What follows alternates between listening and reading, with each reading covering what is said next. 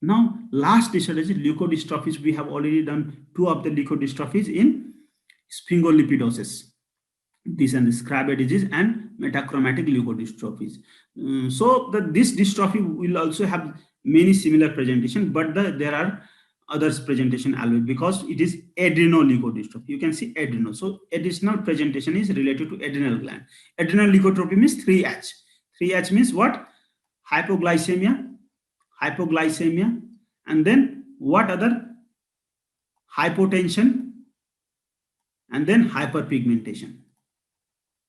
So this 3H, remember at least 3H is related to adrenal insufficiency. And because of, in a stress condition, because of hypoglycemia, patient can die during stress condition. So you have to prevent such patient from a stress condition.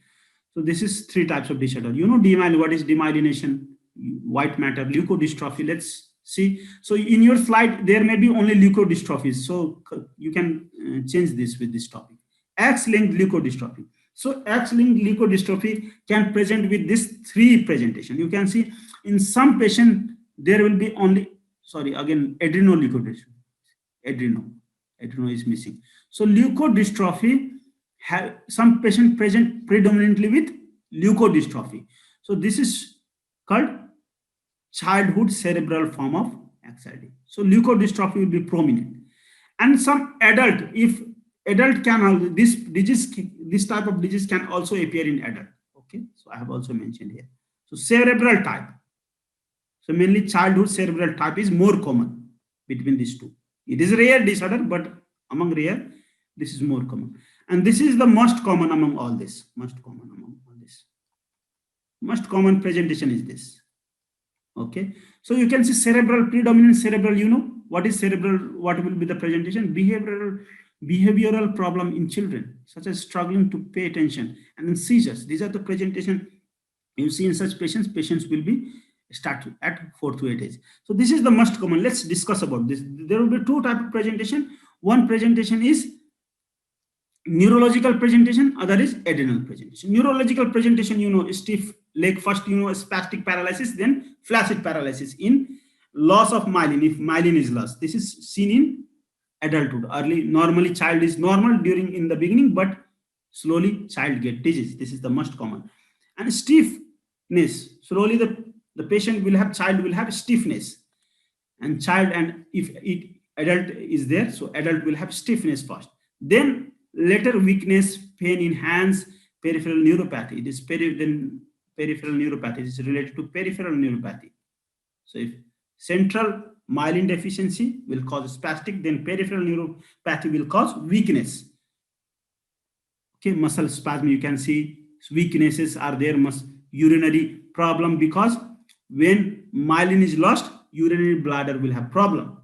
So urinary problem, sexual dysfunction, okay, nerve is damaged, nerve does not have myelin, so erection problem, erectile dysfunction will happen, erectile dysfunction. So these are the presentation, neurological presentation. Adrenal presentation is same we have seen here. So what? H plus weight loss, anorexia means lack of appetite, anorexia, and these are the presentation, lethargy, and H means hypoglycemia, hypotension, especially orthostatic hypotension when patient stand from the sitting position, then patient will hypotension. So third is hyperpigmentation. These are the adrenal presentation. AOI means adrenal insufficiency only. So in this condition, again, decreased appetite, hyperpigmentation, I have already explained this, orthostatic hypotension, muscle weakness. These are the presentation here. So adrenal presentation, cerebral presentation, and both adrenal. The both type presentation having both will be more common, most common. So these are the spectrum of presentation you will see in X-linked. What is the pathogenesis then? Pathogenesis is this enzyme is deficient, ABCD is deficient.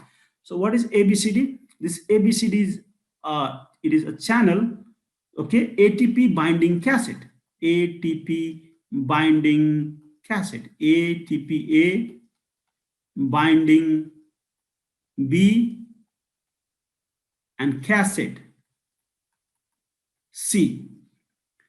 ABCD1. We will talk about ATP binding cassette also in lipoprotein transport and lipoprotein metabolism. So this is ABCD1. The function of this protein is to transport very long chain fatty acid through this peroxisome.